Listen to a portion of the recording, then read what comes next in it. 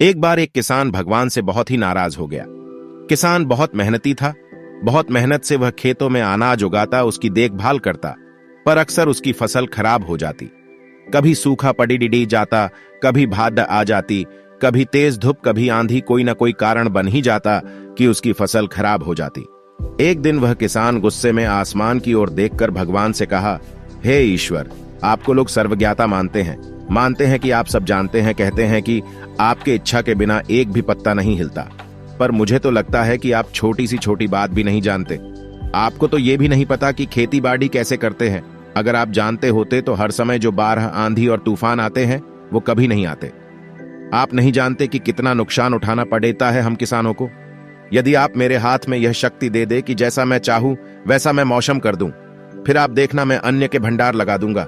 भगवान इस किसान के तीखे वाक्य सुनकर मुस्कुरा रहे थे और वह किसान के सामने प्रकट होकर बोले, मैं आज से तुझे यह शक्ति देता हूं कि तुम अपनी खेतों पर तुम्हारी जैसी इच्छा ही तुम वैसा मौसम कर दोगे। मैं बिल्कुल भी दखल नहीं दूंगा, तुम्हारी इच्छा से सब कुछ होगा। किसान बहुत खुश हो गया। किसान ने गेहूं की फसल अपनी खेतों में बोई। जब उसे लगा कि खेतों को धूप चाहिए तो खेतों को धूप मिले, जब पानी बरसना चाहिए तभी पानी बरसा। आंधी, तूफान, बाढ़, कुछ भी उसने अपने खेतों पर आने नहीं दिया। किसान के खेत में इस वर्ष ऐसी फसल हुई जैसी कभी नहीं हुई थी।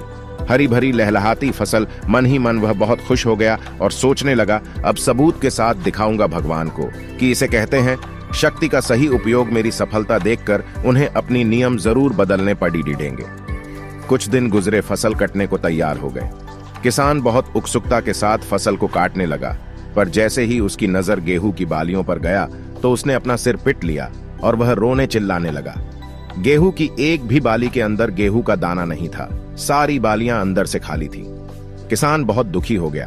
उसने भगवान को रोते हुए फिर पुकारा, हे प्रभु, तुमने ये मेरे साथ क्या किया? क्या तुमने मुझे कोई सजा दी? भगवान बोले, पुत्र, ये तो होना ही था। तुमने पौधों को संघर्ष करने का मौका ही कहा दिया ना, तो तुमने उन्हें आंधियों से जूझने दिया, ना तेज बारिश से सहने दिया और ना ही धूप में तपने दिया।